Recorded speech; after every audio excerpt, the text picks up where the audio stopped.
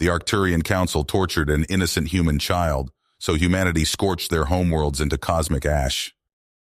It started when Christian Jackson, an explorer, found a crashed Arcturian ship.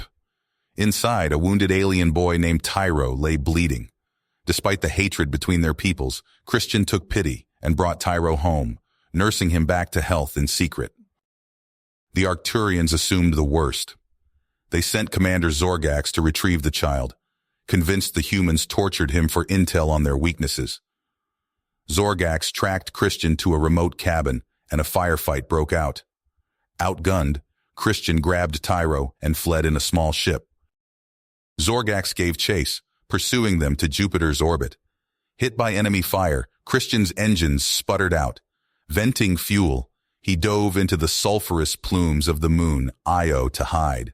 Without proof of Tyro's safety, the Council declared war on Earth for daring to harm one of their young.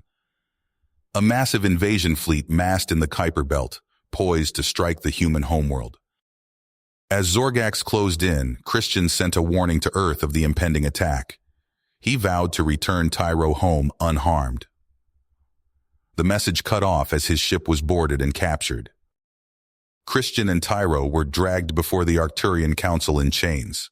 Christian's pleas of innocence were ignored. Tyro tried to vouch for his kindness, but was silenced.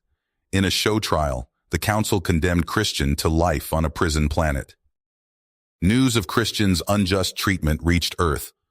Militaries mobilized as civilians hunkered in bunkers, bracing for the Arcturian onslaught. DEFCON 1 was declared. The alien armada advanced on the solar system.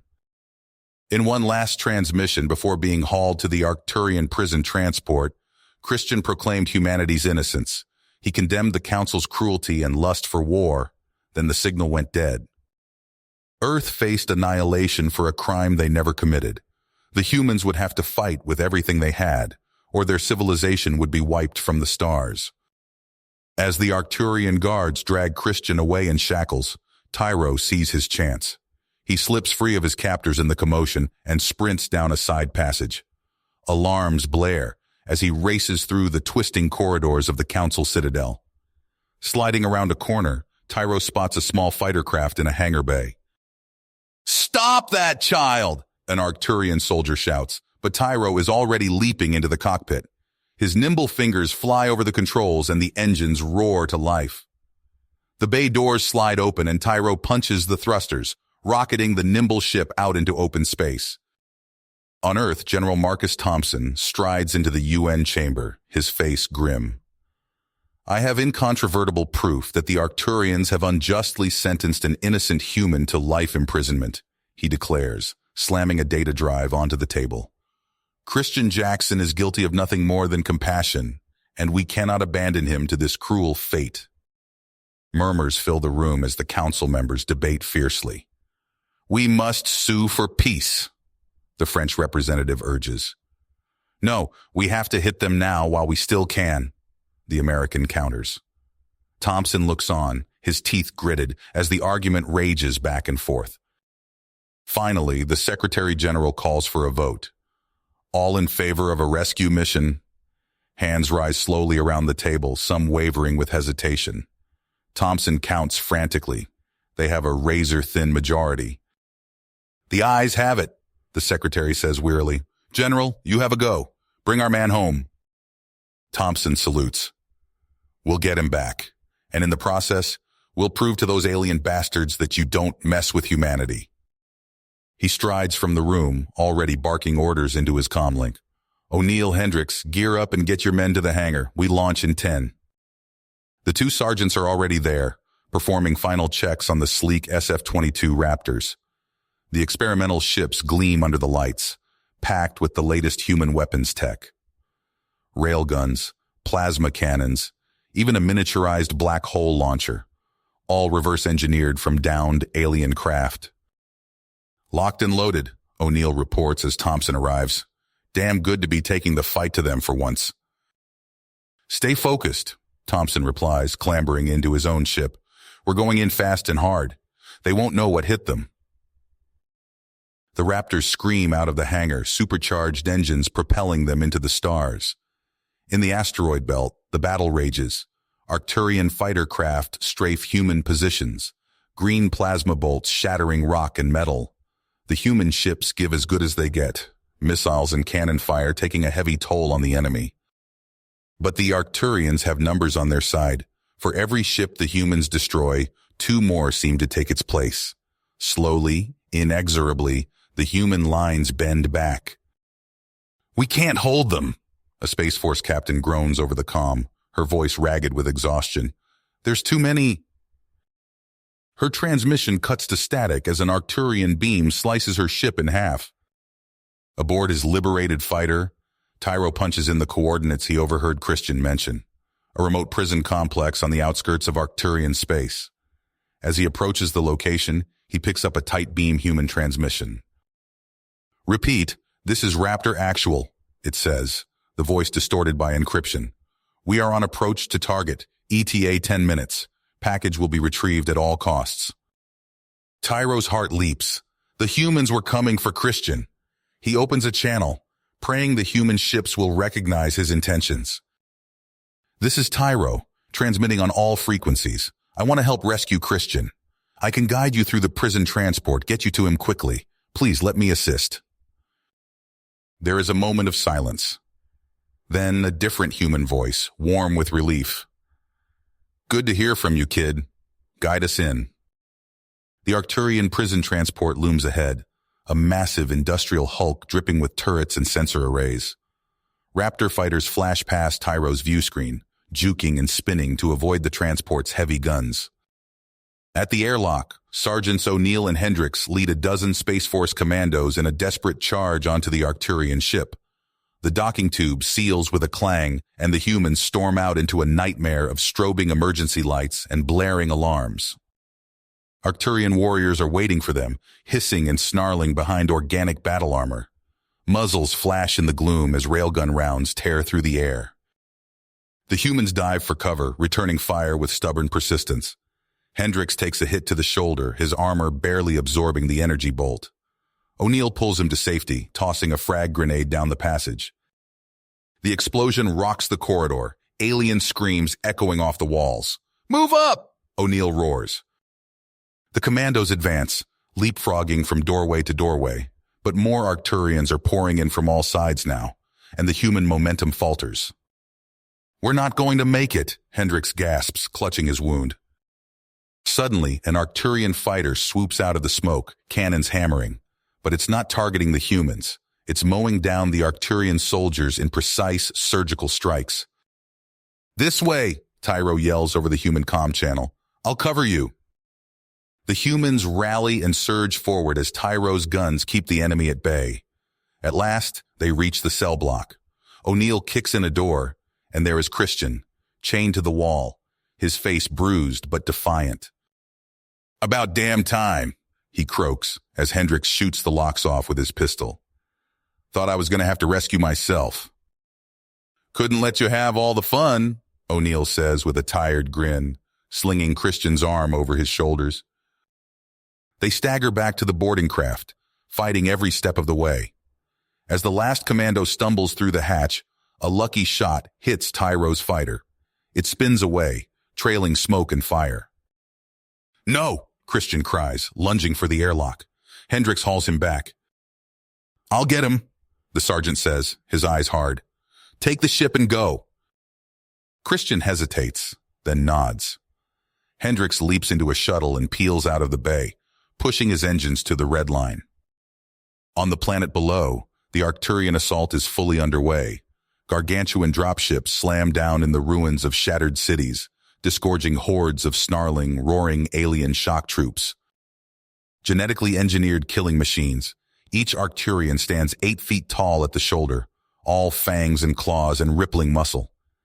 They surge through the rubble, seeking human prey, even as tanks and powered armor move up in support. The human defenders open fire from the shattered remnants of their homes. Heavy machine guns, anti-tank rockets, lasers, grenades, they pour everything they have into the aliens. Arcturian bodies pile high in the streets, ichor staining the pavement blue. But for every beast they cut down, more take its place, heedless of loss, insatiable for slaughter. In low orbit, Thompson checks his scopes, his heart pounding. They have Christian. They have Tyro. If Hendricks can just reach him in time. Punch it, he orders, as the shuttle swoops back into formation, a battered Arcturian fighter riding its wing. Maximum burn for Earth, and pray we're not too late. The Raptors accelerate into a streak of light, tearing across the starscape at full military power. On the blue-green sphere they once called home, the final reckoning has begun. The Raptors streaked through space, their engines straining as Thompson's team raced back to Earth. Christian and Tyro sat huddled in the cargo bay, the human and Arcturian child united by their shared ordeal. Suddenly, the comm crackled to life. General Thompson, this is Colonel Ramirez. Earth is under heavy attack. Arcturian forces have breached our defenses and are advancing on major cities. We need reinforcements immediately. Thompson's mind focused. Understood, Colonel. We're inbound, but it'll be close. Hold the line as long as you can. On Earth, Colonel Ramirez surveyed the chaos from his command bunker. Holographic displays showed Arcturian dropships raining death across the globe. He keyed his mic. Captain Simmons, you are clear for Operation Thunderstrike. Godspeed. High above the planet, Captain Alex Simmons led his squadron of SF-45 Valkyries toward the looming bulk of the Arcturian command ship. The experimental fighter's plasma cannons hummed with barely contained energy. All wings report in, Simmons barked. Red 2, standing by. Red 3, ready to rock. Red 4, let's show these squid heads what humans can do. Simmons allowed himself a grim smile. Remember your training, hit 'em hard and fast, for Earth. The Valkyries dove as one, streaking past the command ship's outer defenses in a blur of motion. Alien energy beams lanced out, catching Red 3's port wing. The fighter spiraled away, trailing fire and debris. Keep it tight, Simmons yelled as his targeting computer locked onto a critical power node. Fire! Lances of superheated plasma erupted from the Valkyries, slamming into the Arcturian vessel. Massive explosions rippled along its hull as internal systems overloaded. On the surface, Sergeant David Johnson crouched in the rubble-strewn streets of New York. He watched in awe as the Arcturian command ship listed in orbit, secondary explosions tearing through its superstructure. That's our cue, people, Johnson shouted to his ragtag band of resistance fighters. Hit them while they're disorganized. Across the ruins of Earth's greatest cities, human survivors emerged from hiding. They struck at the suddenly directionless Arcturian ground forces with improvised weapons and stolen alien tech. In London, a team of hackers seized control of an enemy walker, turning its guns on its former masters. Tokyo's subways became death traps for alien patrols as resistance cells sprang ambush after ambush. Aboard Thompson's ship, Christian paced nervously. General, we need to end this war before there's nothing left to save. Let me speak to the Arcturian Council. If I can prove my innocence, maybe they'll stand down. Thompson frowned. It's risky as hell, son, but you might be right. It could be our only shot. I'll go with him, Tyro piped up. They'll have to listen to both of us. O'Neill and Hendricks exchanged glances, then stepped forward. Count us in too, sir, O'Neill said. Somebody's got to watch these two's backs. Thompson nodded grimly. All right, let's go beard the lion in its den. The sleek human vessel approached the Arcturian homeworld cautiously. Thompson keyed the comm. Arcturian High Command, this is General Marcus Thompson of Earth. We come under flag of truce to present evidence to your council. Request immediate parley. Long seconds ticked by. Finally, a gruff voice responded. Your request is granted, humans. Proceed to the following coordinates. As they disembarked in the cavernous docking bay, Christian felt a chill run down his spine. Something wasn't right. The council chamber doors hissed open, revealing a sea of armored Arcturian guards, weapons trained on the human delegation. Zorgax, Christian growled, locking eyes with the Arcturian commander. Should have known you'd try something like this. Zorgax's mandibles clicked in what might have been amusement. Did you really think we'd let you waltz in here unchallenged? You'll answer for your crimes against our people, human. That's exactly what I intend to do, Christian shot back. He held up a data crystal. I have proof of my innocence right here. Are you brave enough to let your counsel hear it? The standoff stretched to the breaking point, weapons on both sides humming with lethal energy. Then Christian stepped forward, his voice ringing out in the tense silence. Members of the Arcturian Council, I stand before you not as an enemy, but as a victim of tragic misunderstanding. I never harmed Tyro. In fact, I saved his life and cared for him as one of my own. Let me show you the truth. He activated the crystal, and hollow recordings sprang to life. They showed Christian tending Tyro's wounds, teaching him human games, sharing meals together. The young Arcturians' laughter echoed through the chamber. Some council members chittered in surprise, their stance softening, but others, led by the hawkish Counselor Zardex, remained unmoved. This changes nothing, Zardex roared. The humans advance too quickly. They are a threat to Arcturian supremacy and must be crushed, regardless of this one's supposed innocence. The council erupted into heated debate. Accusations and counter-arguments flew back and forth. Christian and his team watched nervously, hands never straying far from their weapons. Suddenly, Zorgax's comm unit crackled. His eyes widened as he listened to the incoming report. He turned to address the council, his voice carrying an edge of defeat. Counselors, we have word from Earth. Our forces are in retreat. The humans have rallied and are driving us back on all fronts. If we continue this war, we face catastrophic losses. The chamber fell silent. Zorgax locked eyes with Christian, then spoke words that stunned everyone present. I move that we immediately cease hostilities and open negotiations with Earth. This war was built on lies, and it will destroy us if we don't end it now. Counselor Zardex sputtered in outrage, but the momentum had shifted. One by one, other council members voiced their agreement. The vote was called, and the result was clear. The war would end. As the council adjourned in uproar, Christian turned to his companions, a weary smile on his face. Let's go home. We've got a lot of work ahead of us. Days later, Christian stood on a stage before a sea of human and Arcturian faces. The formal peace accords had just been signed, marking the official end of hostilities. He looked out at the crowd.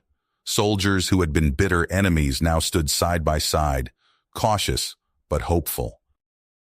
Today marks a new chapter for both our peoples, Christian began. We've seen the cost of misunderstanding and fear. Now we have a chance to build something better. It won't be easy, but together we can forge a future of peace and cooperation. As the crowd cheered, Christian felt a tug at his sleeve. He looked down to see Tyro grinning up at him. Does this mean I can come visit Earth again? The young Arcturian asked eagerly. Christian laughed and ruffled Tyro's head tendrils affectionately. Anytime you want, kiddo. Anytime you want. Christian bolted upright in bed, sweat pouring down his face. The nightmares never stopped. He saw the Arcturian prison cell, felt the cold metal of the executioner's gun against his head. His wife Jessica stirred beside him. Another bad dream? She asked softly. Christian nodded, unable to speak. He stumbled to the bathroom and splashed cold water on his face. In the mirror, hollow eyes stared back at him. A hero to some, but he felt like a shell of his former self. Downstairs, Tommy was already eating breakfast. The boy's eyes lit up when he saw his father. Dad, want to play catch later? Christian forced a smile. Maybe later, champ. I've got work to do. He retreated to his study, ignoring the hurt look on Tommy's face. Christian buried himself in reports, anything to keep the memories at bay. On the Arcturian homeworld, Tyro ducked as another rock sailed over his head. Go back to the humans, traitor! Someone in the crowd shouted. Zorgax's guards formed a protective circle around the young Arcturian. This way, Zorgax said gruffly, ushering Tyro into an armored transport. Why do they hate me? Tyro asked, his voice small. I only wanted peace. Zorgax's mandibles clicked in frustration. Some wounds take time to heal, but we must keep trying. In the secret moonbase, alarms blared as Dr. Ward stared in horror at the contamination readings. The virus had escaped. She watched through reinforced glass as lab techs collapsed, their bodies dissolving into puddles of gore.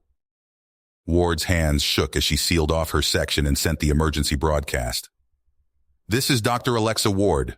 We have a level 10 biohazard breach. The ARX-117 virus is loose. We need immediate evac and containment support."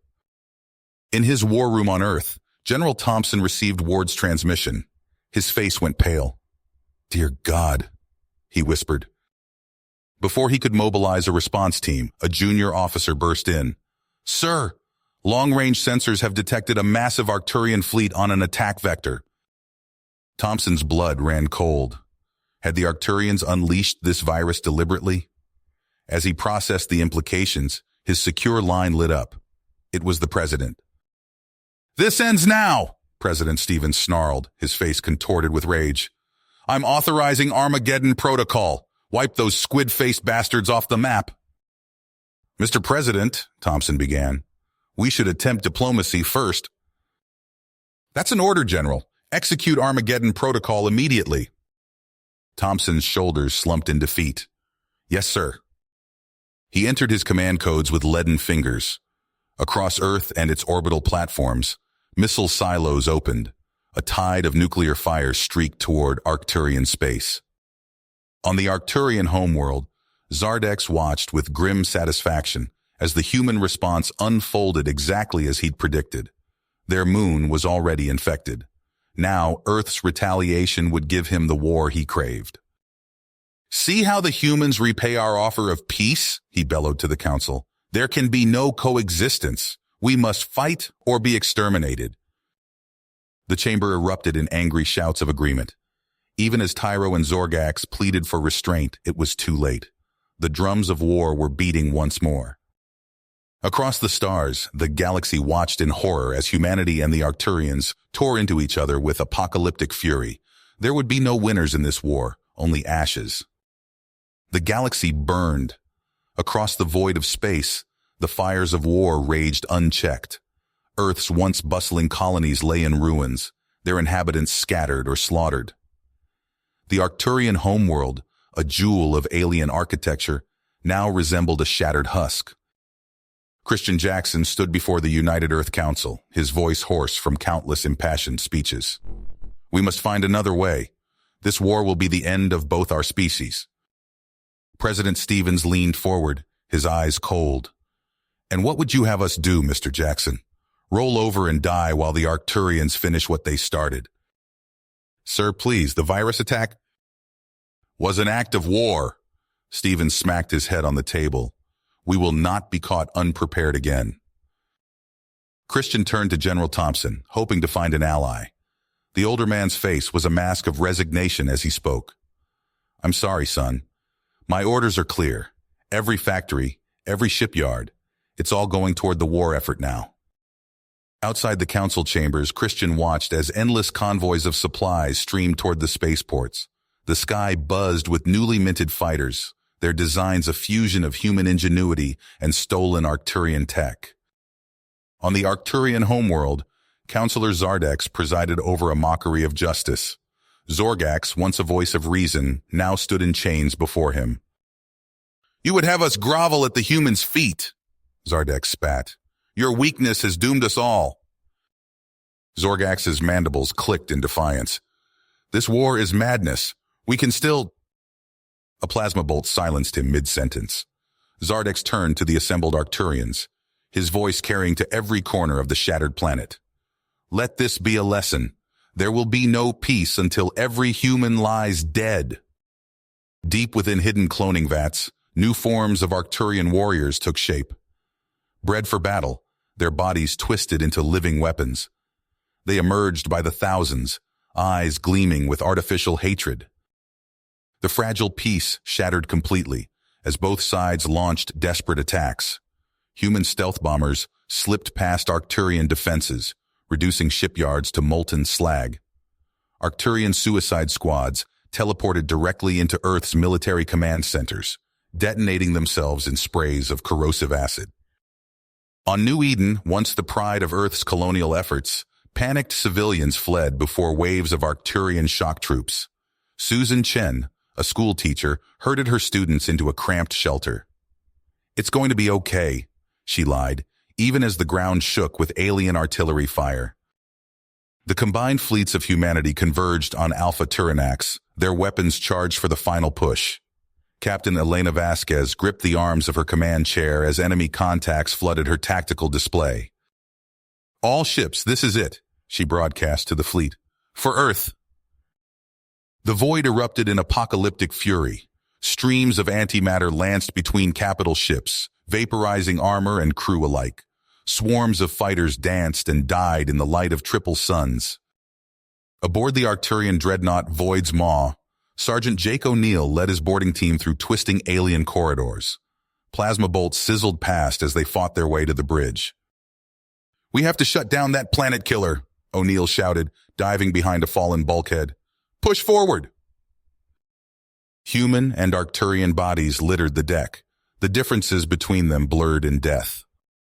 Amidst the chaos, a single fighter weaved a desperate path. Tyro's voice crackled over every frequency, human and Arcturian alike. "Please! This madness must end! We're destroying ourselves!" His pleas went unheard as another salvo tore through his wingman's craft. Tyro barrel-rolled, avoiding the debris cloud that had been his last ally. The battle raged on, an orgy of destruction that threatened to consume both sides. Each believed they fought for survival, yet with every shot fired, that survival grew less certain. Christian's hands flew across the alien control panel, his heart pounding. The Tarkin Bane's systems hummed ominously, its target locked on Earth. Sweat dripped down his face as he shouted into his comm, "Tyro, how do I redirect this thing?" The young Arcturian's voice crackled through static. "The primary targeting matrix is hardwired. You can't change it." Christian smacked his head on the console. "Damn it! Then how do we stop it?" "You can't," Tyro's voice broke. "Once activated, it has to fire." The bunker shook as Zardex's forces pounded at the sealed blast doors. O'Neill's voice cut through the chaos. "Christian, we're out of time!" Christian's eyes darted between the screens showing Earth's coordinates and the bunker's own location on Arcturus Prime. His breath caught as the horrifying realization dawned. "There's only one way," he whispered. His fingers danced across the alien interface, overriding safety protocols. Alarms blared as the weapon's energies built to critical levels. Zardex's face appeared on a nearby screen, mandibles clicking furiously. "What are you doing, human?" Christian met the Arcturian's gaze. "Ending this war."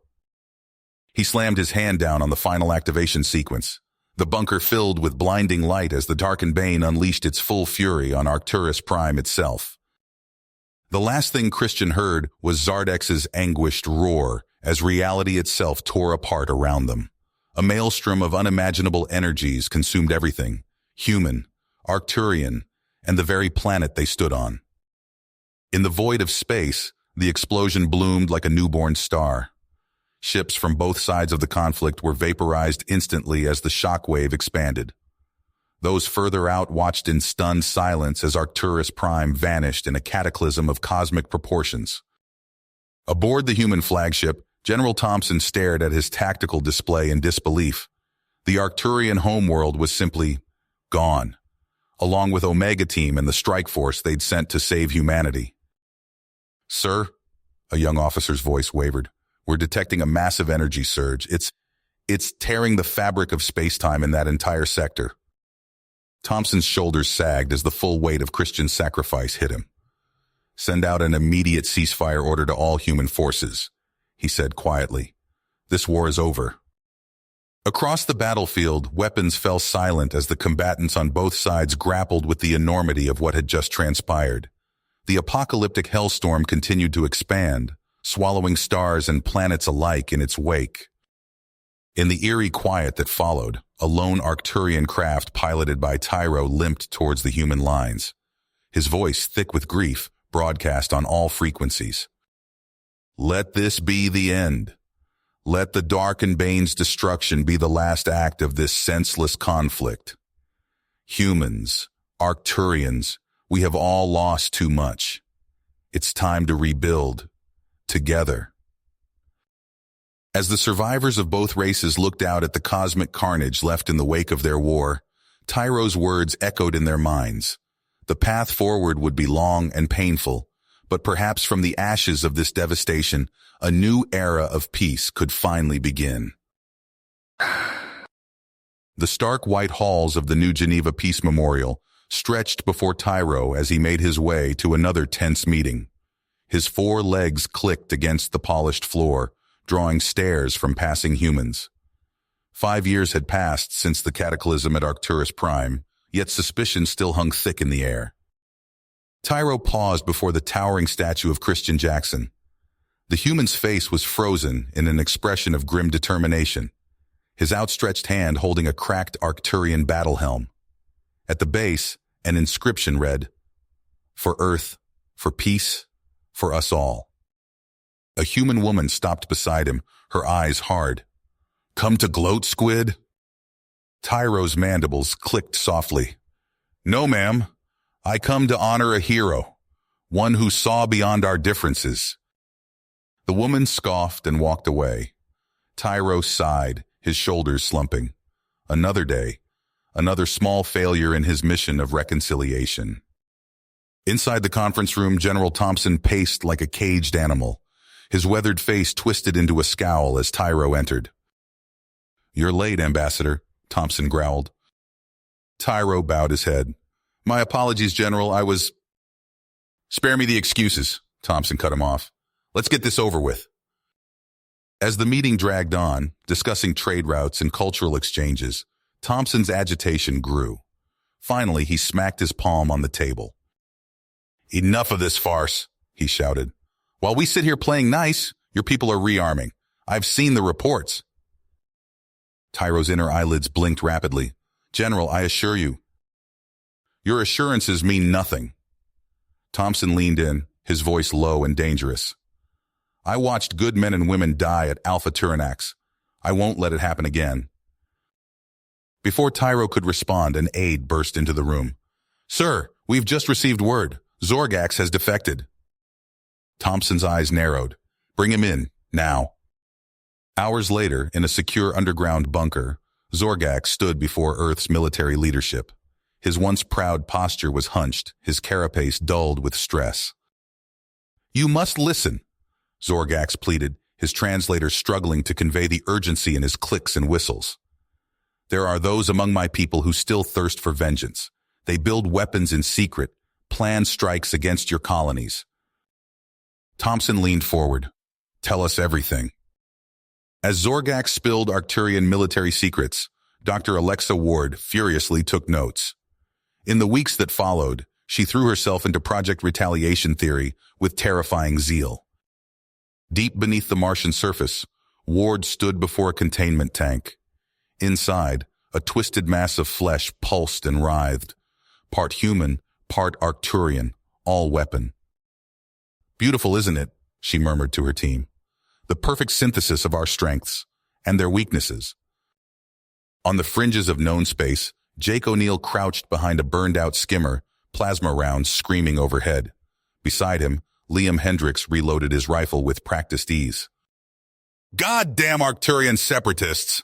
Hendricks spat. "Don't they know the war's over?" O'Neill grimaced. "For some, it'll never be over." They charged forward, their boots crunching through the ashen soil of a once-thriving colony world. As they fought to restore order, neither man noticed the ancient signal pulsing from deep beneath the planet's surface. Light years away, on a desolate moon, a long-dormant machine stirred to life. Eons-old systems initialized, awakening a power that dwarfed anything wielded by humans or Arcturians. As news of the discovery spread, an unholy race began. Tyro received the call from Zorgax in his quarters, his blood running cold at the implications. "We have to stop this." Zorgax's voice crackled through the secure line. "If either side claims that weapon—" "I know," Tyro cut him off. "Assemble the team. We leave at dawn." In the spaceport's shadows, 4 unlikely allies gathered. Tyro, Zorgax, O'Neill, and Hendricks, each carrying the weight of their species' future. As they prepared to board their nondescript transport, A shot rang out. O'Neill crumpled to the ground, clutching his leg. Hendricks spun, weapon raised, only to find himself staring down the barrel of Zorgax's gun. "I'm sorry," Zorgax's voice wavered, "but I can't let you—" Another shot. Zorgax screamed in pain as Tyro lowered a smoking pistol. "What have you done?" Tyro demanded, his voice thick with betrayal. As alarms blared and security forces converged, the four wounded allies stared at each other in shock and confusion. Trust shattered, the mission in tatters before it began.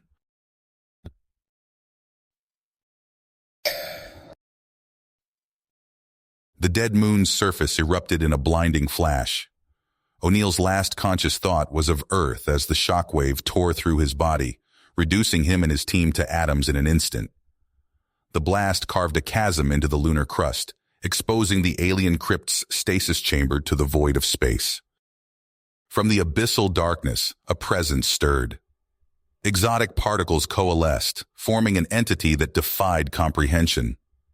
Space itself warped around its non-Euclidean form as it awakened from its eons-long slumber. The entity's awareness spread outward. A psychic scream of cosmic indifference rippled across space, killing every organic being within light years. Those who survived the initial wave found their minds overwritten, their bodies reduced to puppets for the alien intelligence. Hendricks convulsed as the alien presence invaded his neural pathways. His eyes rolled back, mouth agape in a silent scream as his consciousness was subsumed. The separatist leaders beside him suffered the same fate, their bodies now mere vessels for the entity's will. What remained of O'Neill's strike force could only watch in horror as Hendricks, now a possessed husk, moved with jerky, unnatural motions towards the dropship's control panel. His fingers danced across the keys, overriding safety protocols. "What are you doing?" a surviving team member shouted, lunging for Hendricks. But it was too late. The airlock hissed open, venting the ship's atmosphere. The voidal presence rushed in, overwhelming their protective fields. Screams were cut short as the alien intelligence rewrote their very beings. Across the star system, outposts went dark. On his recon station, General Thompson stared at his comms panel in disbelief as channels erupted with the agonized cries of the dying. His hands shook as he tried to establish contact with the fleet. "This is General Thompson to all ships. Respond immediately," he barked into the mic. Only static answered him. Then, one by one, indicators on his tactical display began to wink out. Dreadnoughts, frigates, fighters, all going dark or veering off course as their crews succumbed to the alien presence. On Earth, President Whitmore paced the Situation Room, his face ashen. Screens around him showed chaos erupting worldwide as off-world communications ceased. "Get me someone out there," Whitmore demanded, banging his hand on the conference table. An aide approached, trembling. "Sir, we've lost contact with all off-world assets, and reports are coming in of mass suicides. Religious cults are claiming it's the end times." Whitmore sank into his chair, the weight of the situation crushing down on him. "God help us all," he whispered. Days passed. The situation grew more dire with each hour. Then, emerging from warp gates near Europa and Rhea, they came, vast leviathans that dwarfed even the largest ships in Earth's fleet. Reality itself seemed to warp and tear around them as they advanced inexorably towards Earth. Earth's defenses fired volley after volley, their weapons harmlessly absorbed by the alien vessels. With each pulse from the void-wrought behemoths, entire cities crumbled into nothingness, reduced to quantum foam. In the White House bunker, Whitmore received the final transmission. The thing that had once been Hendricks appeared on screen, its flesh rippling and shifting as countless mouths spoke in unison. "Choose," the abomination buzzed. "Submit to ascension or face oblivion." Whitmore stared into the twisted visage of humanity's doom, paralyzed by the weight of an impossible choice. The fate of Earth hung in the balance, with extinction or subjugation the only options left. President Whitmore's hand hovered over the communication panel, sweat beading on his brow. The twisted visage of what was once Hendrix stared back at him, a writhing mass of flesh and mouths awaiting his answer. Just as Whitmore opened his mouth to speak, a burst of static cut through the air. "President Whitmore, this is Captain O'Neill. Do you read?" Whitmore's eyes widened. He slammed the button to switch channels, ignoring the alien abomination's howl of rage. "O'Neill? How the hell—" "No time, sir." O'Neill's voice crackled through heavy interference. "We've got a shot at stopping this thing, but I need authorization for a Black Ops run." Whitmore listened intently as O'Neill outlined the plan. When the captain finished, the president took a deep breath. "You realize this is a one-way trip, son?" "With all due respect, sir, we're all dead anyway if we don't try." Whitmore nodded grimly. "Godspeed, Captain. Authorization granted." Thousands of light years away, O'Neill cut the transmission and turned to his ragtag team, huddled in the cramped survival bunker. Plasma burns and hastily bandaged wounds marked each of them. "All right, people, we've got our orders. Saddle up." They emerged from the bunker into a hellscape. The sky burned an unnatural purple, writhing tendrils of void energy snaking across the horizon. Corpses of fallen soldiers and civilians littered the ground, some twitching with unnatural life. O'Neill led his team through the ruined streets, weapons at the ready. They moved in silence, every step bringing them closer to their objective, and almost certain death. A scream rent the air. Private Rodriguez spun, rifle raised, only to see a horde of shambling figures emerge from the shadows of a collapsed building. "Contact!" he yelled, opening fire. The air filled with the stench of ozone and burning flesh as the team cut down wave after wave of the possessed. But for every one they dropped, two more took its place. "We're not going to make it!" Sergeant Chen shouted over the din of battle. O'Neill gritted his teeth, firing his last clip into the surging mass. "We don't have a choice." Just then, the distinctive whine of a dropship engine cut through the chaos. O'Neill looked up to see a battered transport swooping low, guns blazing. "Everyone, move!" he ordered. They sprinted for the ship, leaping aboard as it hovered just above the ground. As they lifted off, O'Neill caught a glimpse of the pilot, an Arcturian. "Didn't expect to see one of you on our side," O'Neill said. The Arcturian's mandibles clicked. "The enemy of my enemy, human." The journey to the Black Site facility passed in a blur of dogfights and near misses. When they finally touched down, the team hit the ground running. Alarms blared as they fought their way through the facility's outer defenses. Possessed security forces swarmed them from all sides, their eyes glowing with an otherworldly light. O'Neill's team pushed forward, leaving a trail of bodies in their wake. They reached the inner sanctum, the massive vault door looming before them. "Plant the charges," O'Neill ordered. As Chen set the explosives, a bone-chilling screech echoed through the corridors. O'Neill turned to see a writhing mass of tentacles and eyes surging towards them. "Fire in the hole." The blast rocked the facility, tearing open the vault. O'Neill staggered inside, his team laying down cover fire. Rows of data servers filled the room, humming with information that could save humanity. O'Neill rushed to the central terminal, fingers flying over the keys. A searing pain lanced through his leg. He looked down to see a tendril of void energy wrapped around his ankle, pulling him back. With a roar of defiance, O'Neill emptied his sidearm into the mass of alien flesh. He lunged for the data core, ripping it free, just as something sank razor-sharp teeth into his shoulder. O'Neill stumbled, the world spinning around him. He could feel the alien presence worming its way into his mind, threatening to overwhelm him. With the last of his strength, he staggered through the bunker doors, clutching the precious data to his chest. As the alien virus coursed through his veins, O'Neill fought to stay conscious long enough to complete his mission. O'Neill's fingers flew across the data core terminal, his vision blurring as the alien virus coursed through his veins. Sweat beaded on his forehead as he fought to stay conscious, every keystroke a battle against the encroaching darkness. Come on, he muttered, bypassing corrupted firewalls and security protocols. The bunker shook violently, dust and debris raining down from the ceiling. O'Neill stumbled, catching himself on the edge of the console. He glanced at the security feed, and his blood ran cold. A massive, writhing form tore through the earth above, its twisted bulk blotting out what little light remained. Biomechanical horrors poured from its orifices, their screeches echoing through the facility. "Shit," O'Neill hissed, redoubling his efforts. The terminal beeped, signaling the start of the data transfer. O'Neill allowed himself a moment of relief before the pain in his shoulder flared, reminding him of the ticking clock within his own body. He staggered to the weapons cache, grabbing every piece of ordnance he could carry. The alien presence in his mind surged, threatening to overwhelm him. O'Neill gritted his teeth, focusing on the task at hand. "Not today, you bastards," he growled, arming the failsafe detonators. The bunker doors groaned under the assault of the alien horde. O'Neill positioned himself between the incoming threat and the still transmitting data core. As the doors finally gave way, O'Neill opened fire.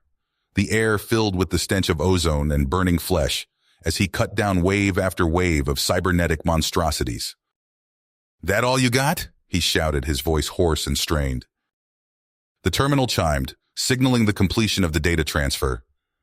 O'Neill allowed himself a grim smile before triggering the failsafe. The world around him erupted in fire and chaos. The bunker imploded, swallowing O'Neill and the alien hordes in a cataclysm of ferrocrete and twisted metal. In orbit, massive void-wrought dreadnoughts unleashed hell upon the Earth's surface.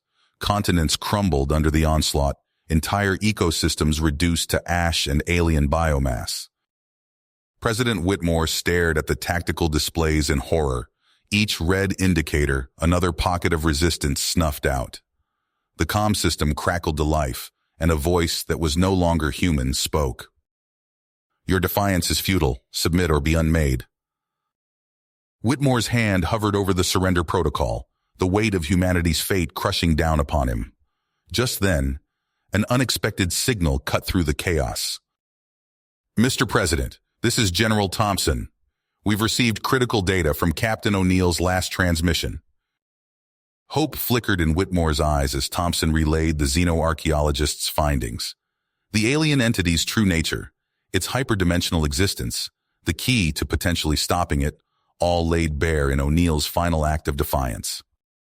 "We need to contact the Beyond Exploration Initiative immediately," Whitmore ordered, his voice steady despite the chaos around him. As he established contact with the BEI control hub, Whitmore felt a glimmer of hope. Perhaps humanity still had a chance. That hope was short-lived. The alien overmind, vast beyond comprehension, sensed the transmission. In an instant, it reached across light years, its cosmic will subverting the BEI's defenses as if they were tissue paper.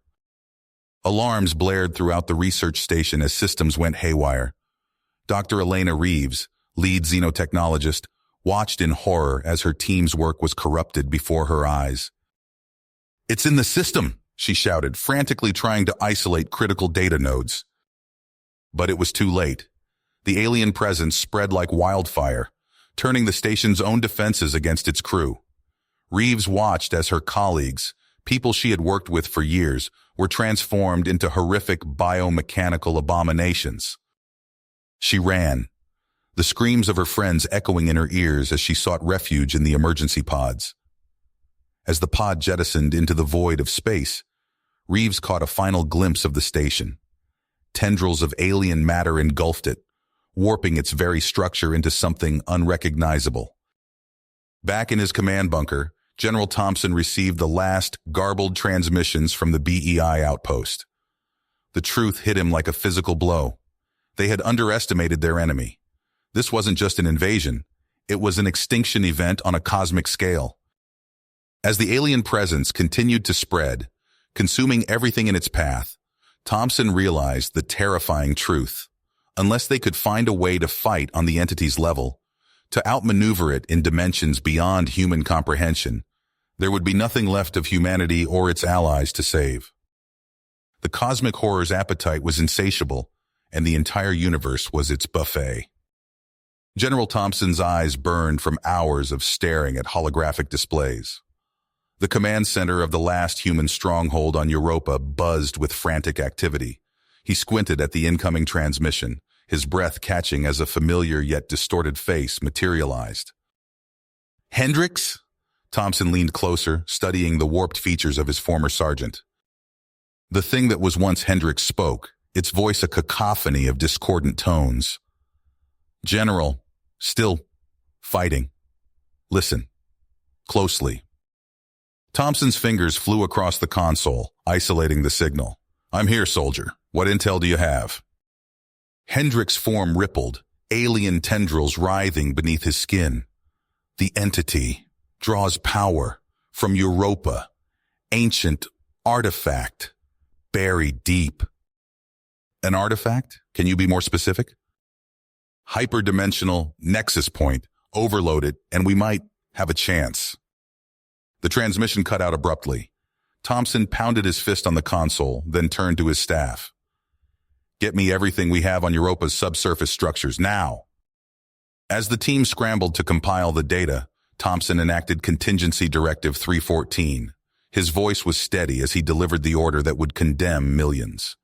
"This is General Thompson. All colonies in Sectors 7 through 13 initiate immediate evacuation. I repeat, immediate evacuation." Alarms blared throughout the command center. On the main view screen, the void-wrought armada surged toward the Marshall Belt colonies. Streams of civilian transports fled the doomed worlds, racing against the tide of alien destruction. Thompson watched as entire planets were consumed, their surfaces writhing with alien biomass. He gritted his teeth, forcing himself to witness the cost of his decision. "Sir!" A young lieutenant approached, her face pale. "The singularity detonations are ready." Thompson nodded grimly. "Do it." Across the void of space, Alcubierre drives overloaded in carefully orchestrated sequence. Reality itself warped and tore as artificial black holes spawned, collapsing the very fabric of spacetime. The void-wrought swarm, vast beyond comprehension, found its advance suddenly channeled into a narrow corridor of devastation. In the upper atmosphere of Jupiter, hastily constructed habitats strained under the influx of refugees. Arcturian warships, their hulls scarred from countless battles, took up defensive positions alongside the remnants of humanity's fleet. Thompson's voice crackled over the comms. "All ships, this is our last stand. Concentrate fire on these coordinates. We breach Europa's surface or we die trying." A storm of weapons fire erupted, lancing down toward Europa's icy crust. The void-wrought leviathans reacted instantly, their impossible forms twisting as they plunged toward the assault's focal point. "Sir!" an officer shouted over the din of battle. "We've located the fissure. Alcubierre shroud disengaging now." A section of Europa's surface shimmered and vanished, revealing a yawning chasm beneath. Thompson leaned forward, his eyes fixed on the abyss. "All remaining ordnance, target that opening. Fire at will." The void erupted in a maelstrom of energy as human, Arcturian, and alien weapons converged on a single point. Europa's surface buckled and cracked, revealing glimpses of an ancient structure buried deep within. As the cosmic firestorm raged, Thompson caught a final transmission from the thing that was once Hendricks. Its words were barely audible over the sound of reality tearing itself apart. "The Nexus, exposed, overload, our only hope." Thompson gave the order, his voice drowned out by the howl of weaponry and the screech of alien minds. The full fury of humanity's last stand poured into Europa's depths, igniting a chain reaction that threatened to unmake the very foundations of existence. The void of space erupted in a cataclysm of unimaginable proportions. General Thompson's eyes widened as he watched the full fury of humanity's arsenal unleash upon Europa's icy surface. Thermonuclear warheads, antimatter missiles, and plasma lances streaked across the blackness, their destructive power focused on a single point, the fissure leading to the alien nexus. "All units, maintain fire," Thompson barked into the comm. "Don't let up for a second." The bombardment tore into Europa's crust, vaporizing ice and rock. For a moment, it seemed as if victory was within reach. Then, the void-wrought behemoths swarmed. Massive alien forms, each larger than a battlecruiser, interposed themselves between the barrage and their precious nexus. Thompson watched in horror as possessed Arcturian dreadnoughts and reanimated corpse drones sacrificed themselves, their hulls liquefying and fusing into a writhing wall of biomechanical horror. "Sir!" Lieutenant Ramirez shouted. "Incoming transmission from Sergeant Hendricks!" Thompson's fingers flew across the console, decrypting the burst of data. His heart raced as he processed the information. Structural weaknesses in the alien artifact. A chance to end this nightmare once and for all. "Regroup all bomber squadrons," Thompson ordered, his voice steady despite the chaos. "We're initiating Tartarus contingency." As fighters strafed the ever-growing mass of alien matter, Thompson's bomber lance formed up. He took a deep breath, knowing that this was their last shot. "All units, this is General Thompson. Tartarus contingency is go. I repeat, Tartarus contingency is go." The bombers dove towards Europa's surface, their engines pushed beyond safe limits. Thompson's squeezing hardened as he gripped the command chair, watching the feed from the lead craft. A blinding flash erupted from the impact site as the salvo found its mark. For a split second, reality itself seemed to hiccup. Then, an azure shockwave exploded outward, tearing through space and time. Alarms blared throughout Thompson's ship as the shockwave approached. He watched in awe and terror as Jovian moons were bisected, cut clean through by the impossible energies unleashed. "Brace for impact," Thompson roared. The shockwave slammed into the fleet. Metal screamed and hulls buckled. Thompson was thrown from his chair, his head slamming against a bulkhead.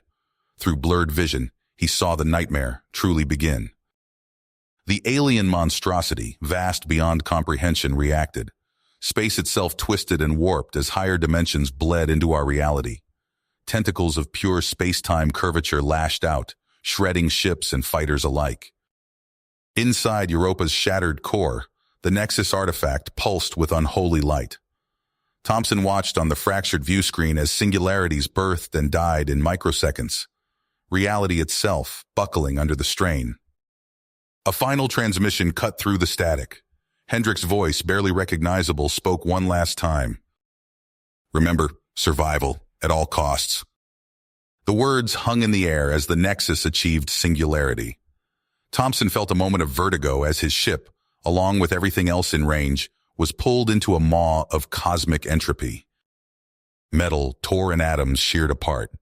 Thompson's last conscious thought was a prayer, not for himself, but for the handful of ships he saw streaking away, riding the wave of destruction to some uncertain future. The shockwave tore through space, shredding reality in its wake. General Thompson's eyes widened as he watched Jupiter disintegrate, its moons scattering like cosmic debris. He gripped the command chair, his knuckles turning white. "All ships, emergency jump," he barked into the comm. "Execute Protocol Omega." The Archimedes warp drive hummed to life, its pitch rising as it prepared to rip a hole in space-time. Thompson felt the familiar lurch in his gut as the ship accelerated beyond light speed. But something was wrong. The view screen flickered, showing impossible geometries as the entropy field warped their jump trajectory. Thompson's stomach churned as the ship tumbled through dimensions never meant for human perception. With a violent jolt, the Archimedes burst back into normal space. Thompson blinked, trying to orient himself. A neutron star blazed nearby, its accretion disk a swirling maelstrom of superheated plasma. "Status report," he demanded. Lieutenant Chen's fingers flew across her console. "We've arrived at the fallback point, sir, but..." She paused, her face pale. "We're the only ones here." Thompson's heart sank as he processed the implications. How many ships had been lost in that chaotic jump? The next hours passed in a blur of frantic activity. As they docked with the hidden shipyard, the true scale of their losses became apparent. The command center's holographic displays showed a pitiful fraction of their original fleet. Thompson stood before the survivors, his voice steady despite the weight crushing down on him. "I won't sugarcoat this. We've lost almost everything. Earth is gone. A collective gasp rippled through the crowd. Some wept openly, while others stood in shocked silence. But we're still here, Thompson continued, and as long as we draw breath, humanity survives. He outlined their next moves, reorganizing their remaining forces, establishing contact with any surviving outposts, preparing for a long-term exodus into deep space. Days passed in a haze of grief and desperate planning. Thompson retreated to his quarters, staring at a hollow image of his family. Gone. All gone. A priority alert jolted him from his reverie. Thompson raced to the command center, his heart pounding. "Sir," Chen called out, "we're receiving a transmission. It's Hendricks." The view screen flickered to life, showing Hendricks' scarred face. "General," he said, his voice distorted by static. "We made it out. But, sir, it's not over." Hendricks explained the fragmentation of the alien entity, the dire threat posed by even a single shard reforming. Thompson felt a cold dread settle in his gut. "Understood," he said, his voice grim. "Prep all ships for immediate deployment. We're going hunting." As the remnants of humanity's fleet prepared for their final crusade, Thompson addressed his officers. "We've sacrificed everything to get here," he said. "Now we finish the job, for Earth, for all those we've lost." The ships of the Exodus fleet ignited their drives, scattering across the cosmos in pursuit of an enemy beyond comprehension. As the Archimedes leapt into the unknown, Thompson silently vowed to see this through to the bitter end. General Thompson's eyes burned from lack of sleep as he studied the holographic display. The shimmering image of the Xerion cluster rotated slowly, a sea of deadly radiation and gravitational anomalies. At its heart, a supermassive black hole devoured everything in its path. "Colonel Rhodes, are you receiving this transmission?" Thompson's voice crackled over the subspace comm. "Affirmative, General. We've rendezvoused with the scout ships. The alien fragment is exactly where they said it would be." Thompson zoomed in on the accretion disk, revealing a pulsing mass of otherworldly energy. "That thing can't be allowed to reconstitute. You know what's at stake." "Understood, sir. We're prepping the Alcubierre drives now." The transmission cut out, leaving Thompson alone with his thoughts. He pulled up the latest casualty reports, each name a weight on his conscience. Aboard the flagship Excalibur, Colonel Rhodes strode onto the bridge. The crew worked in tense silence, acutely aware of the mission's gravity. "Status report," Rhodes barked. Lieutenant Chen looked up from his console. "Alcubierre fields are stable. Antimatter warheads and singularity charges are primed and ready." Rhodes nodded, her face a mask of concentration. "Plot our insertion coordinates. We'll have one shot at this." The Excalibur's engines hummed to life, joined by the rest of the strike force. Space itself rippled as the ships engaged their warp drives, reality bending around them. In an instant, they emerged mere kilometers from the event horizon. The accretion disk filled their view screens, a maelstrom of superheated plasma and twisted space-time. "There!" Chen shouted, pointing at a writhing mass embedded in the disk. "The fragment!" Rhodes didn't hesitate. "All ships, fire at will." A blinding salvo of antimatter warheads streaked towards the target. For a fraction of a second, reality itself seemed to hiccup. The alien shard's multidimensional tendrils manifested in normal space, thrashing wildly as it sensed the incoming threat. The warheads detonated, their destructive power amplified beyond measure by the black hole's gravitational field. A shockwave of raw energy tore through the accretion disk, shredding the alien fragment into subatomic particles. Alarms blared throughout the Excalibur as the backlash hit. Rhodes gripped her chair, watching in horror as nearby ships were torn apart by the cosmic forces unleashed. "Emergency jump!" she screamed over the din. "Get us out of here!" The surviving ships engaged their warp drives, fleeing the collapsing maelstrom of spacetime. As they emerged at the galactic fringe, Rhodes took stock of their losses. Her heart sank as she realized how few had made it out. Back on the command ship, Thompson received the after-action report. A Pyrrhic victory, but a victory nonetheless. He allowed himself a moment of grim satisfaction before the next crisis hit. "Sir," Lieutenant Ramirez called out, "we're receiving a distress signal from Tau Ceti." Thompson's blood ran cold as he processed the information. Another fragment, this one overrunning their colonies. He closed his eyes, took a deep breath, and opened a channel to the fleet. "All ships, set course for Tau Ceti. We've won a battle, but this war is a long way to go." As the remnants of humanity's forces plotted their next risky move, Thompson couldn't shake the feeling that they were merely delaying the inevitable. The alien monstrosity might be wounded, but it was far from defeated. Lieutenant Hadley's hands shook as he guided his fighter through the debris field surrounding Tau Ceti. The colony's once pristine research outpost sprawled before him, a grotesque mockery of its former self. Biomechanical spires jutted from the surface, pulsing with an unholy green light. "All wings, form up," Hadley barked into his comm. "We're going in hot." As they breached the outer defensive perimeter, the true horror of the situation became apparent. Hadley's stomach lurched as he witnessed wave after wave of multi-limbed monstrosities pouring from the spires, their chitinous bodies gleaming in the harsh light of Tau Ceti's binary stars. "Dear God," muttered his wingman, Lieutenant Chen. "What are those things?" Hadley had no answer. He focused on his targeting systems, locking onto what used to be the colony's defensive batteries.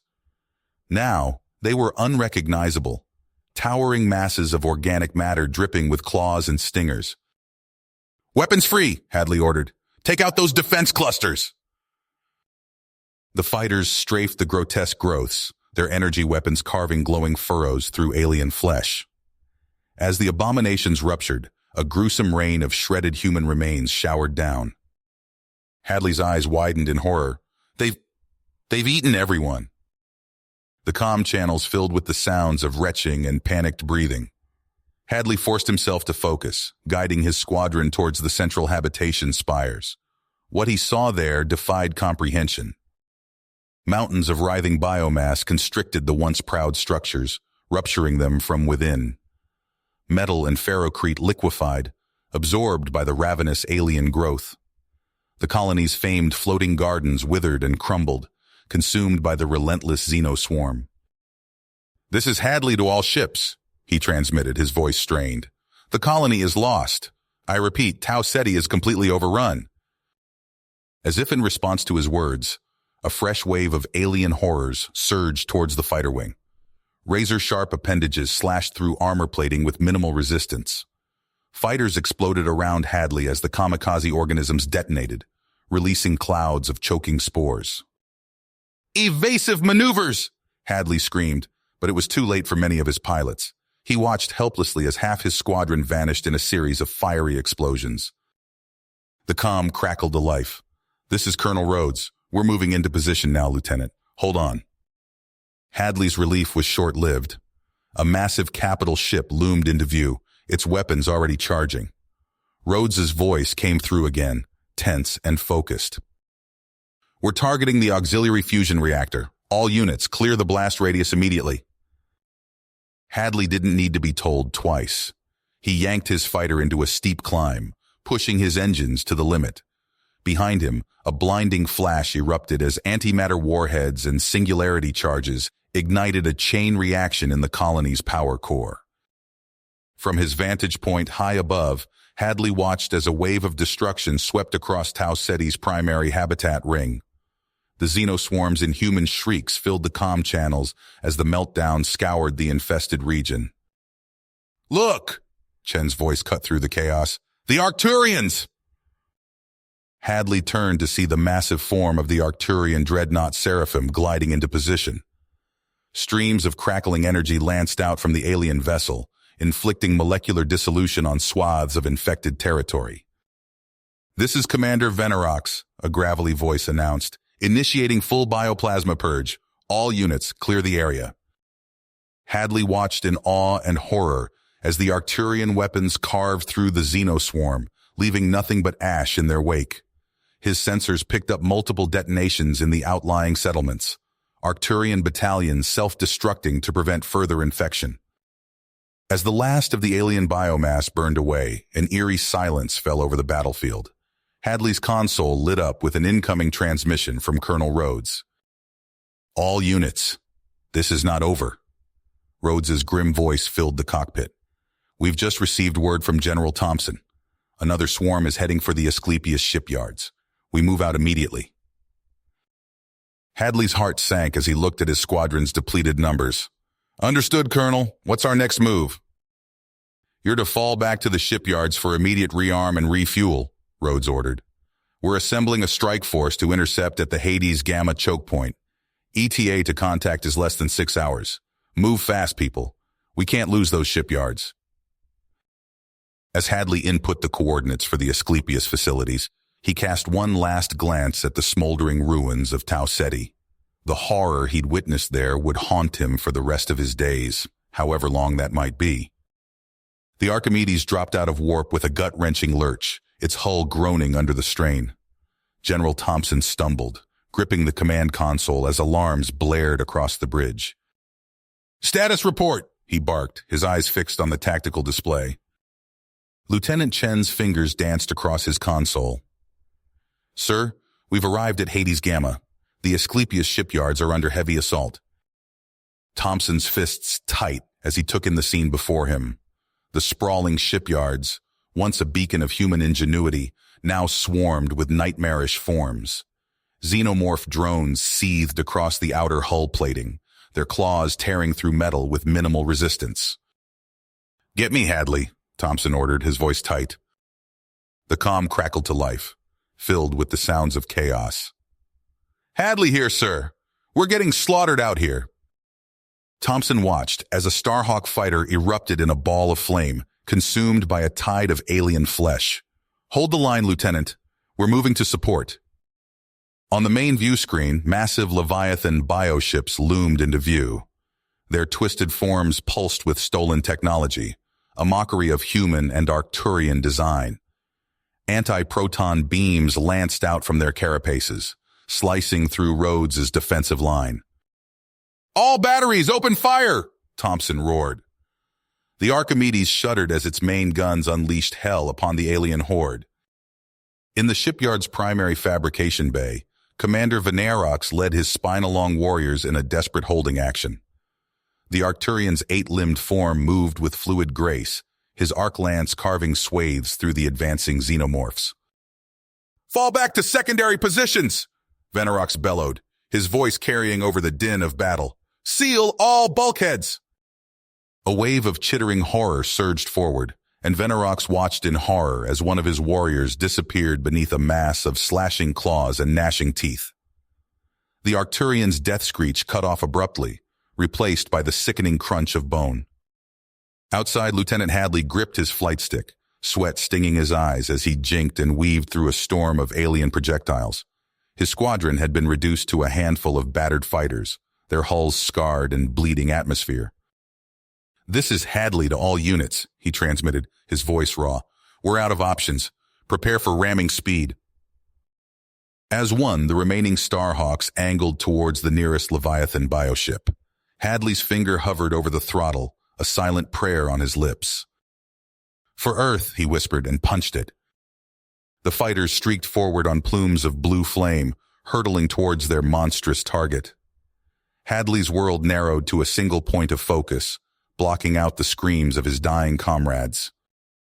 Impact, a blinding flash, then darkness. In the shipyard's control hub, Colonel Rhodes fought alongside a ragtag group of soldiers and technicians.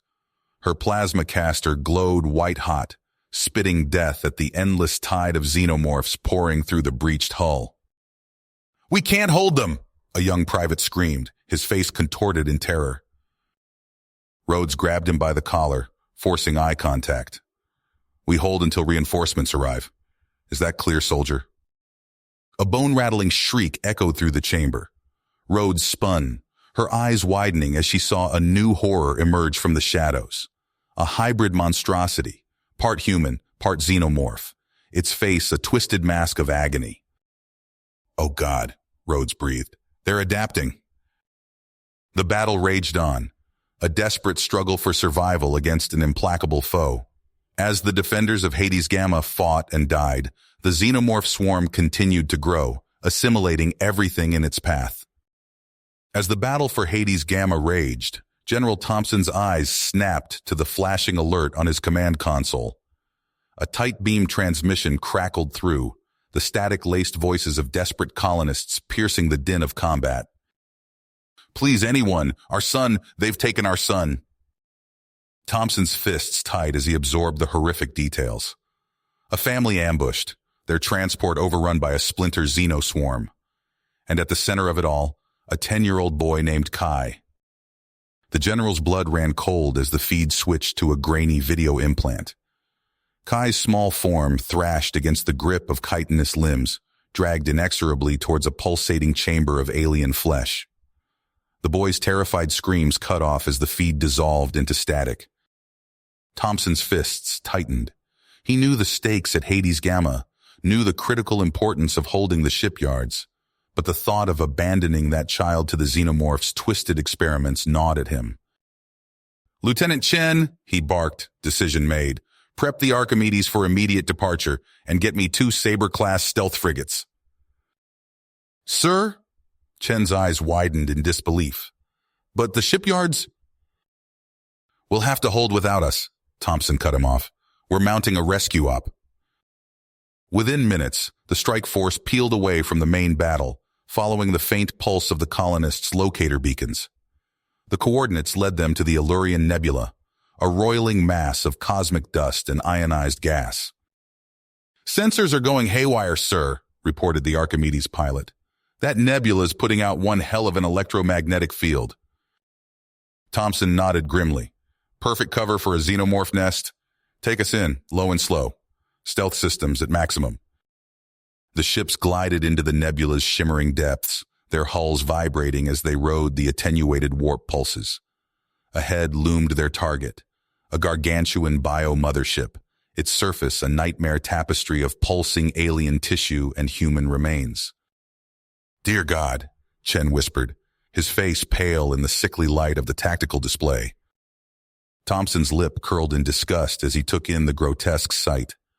Human bodies fused into the ship's structure, twisted into obscene shapes.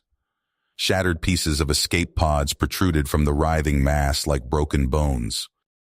"Stealth's blown," Thompson growled. "We go in hard and fast. All weapons open fire." The Archimedes shuddered as its main guns unleashed hell. Cyclone-class bunker busters and singularity lances tore into the mothership's organic hull, carving a path of destruction through layers of shrieking biomass. Alarms blared as xenomorph shock troops poured from the breach, their chitinous forms overflowing with deadly weaponry.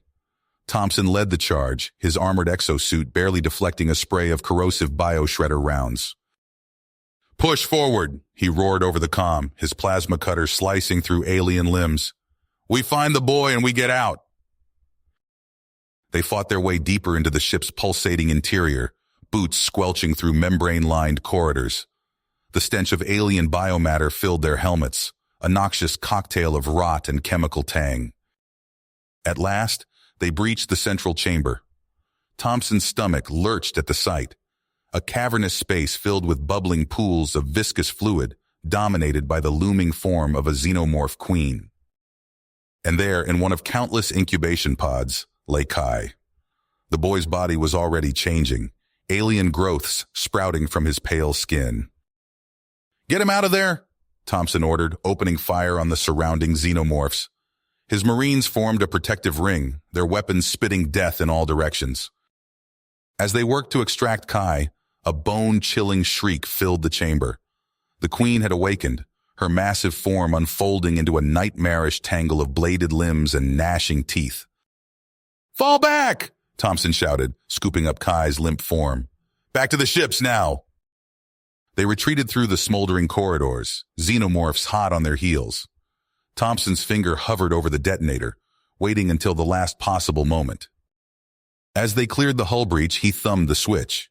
Behind them, the mothership's core erupted in a cataclysmic fireball, the Archimedes' entire payload of cyclone warheads unleashing their fury. The strike force's ships rocketed away on emergency thrusters, metal groaning as they outran the expanding bubble of destruction. In the medbay, doctors worked feverishly to remove the alien growths from Kai's unconscious form. Thompson watched the mothership implode in the rear-view screen, a cold satisfaction settling in his gut. One battle won, but the war was nowhere near the end.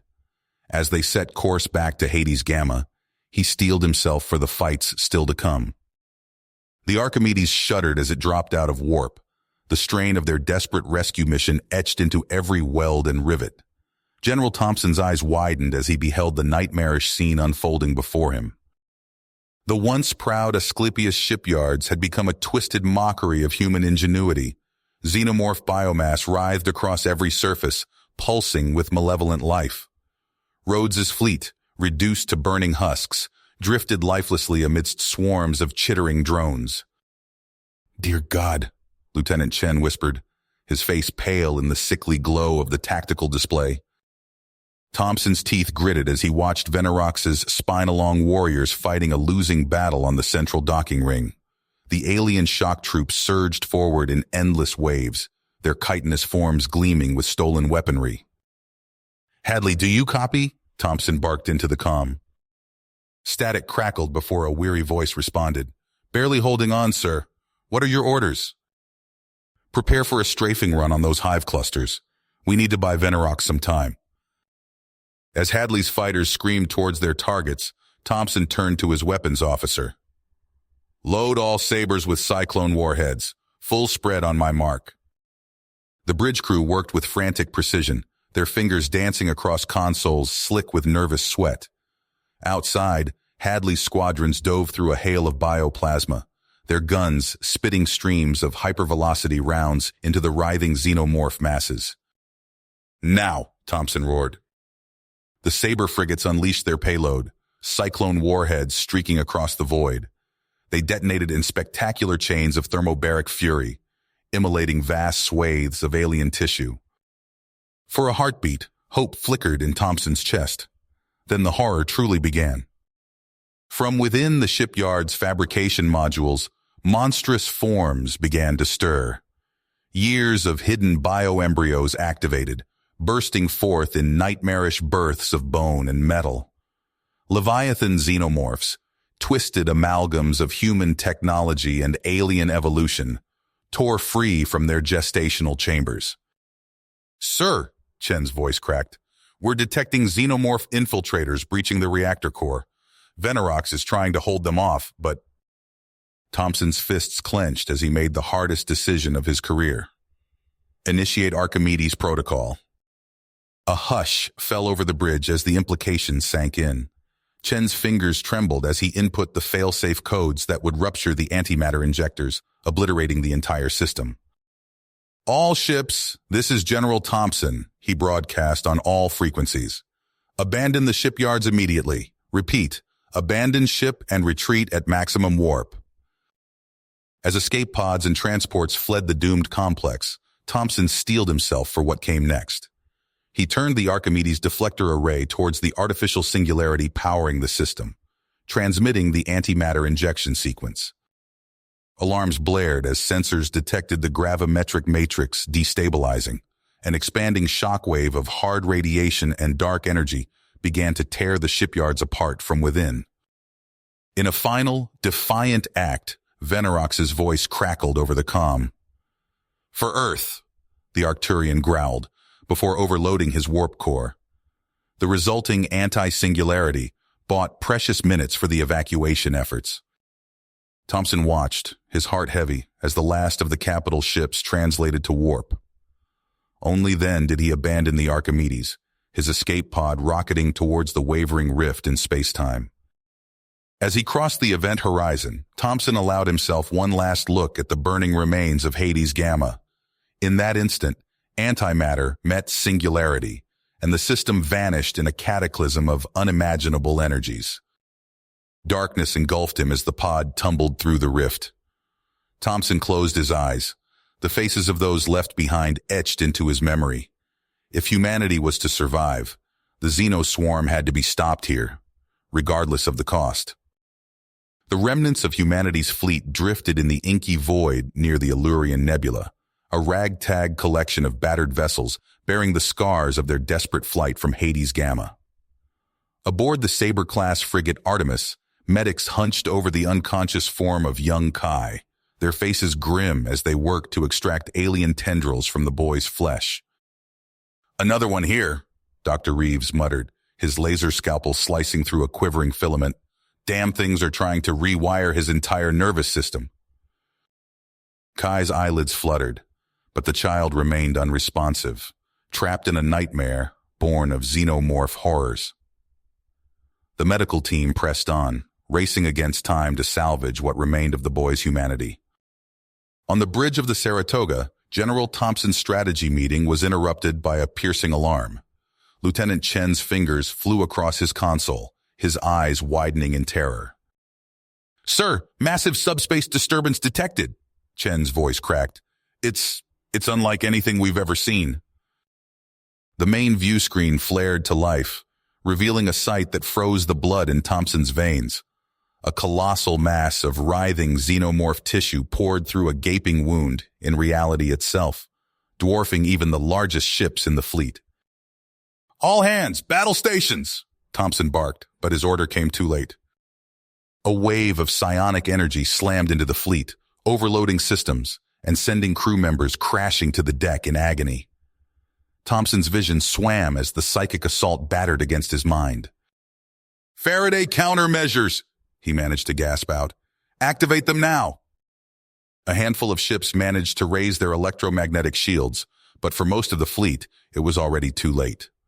The hive mind descended upon them, globules of xenomass engulfing entire vessels. Hull plating peeled away like dead skin as the alien matter consumed everything in its path. Thompson watched in horror as swarms of chittering parasites burst from ventilation shafts, their elongated proboscises seeking out helpless crew members. Men and women he'd served with for years collapsed, twitching, as the alien filaments burrowed into their skulls. "All ships, open fire!" Thompson roared. "Nuclear payload, full spread." The void lit up with the fury of atomic fire as warhead after warhead detonated against the xenomorph mass. For a moment, hope flared in Thompson's chest.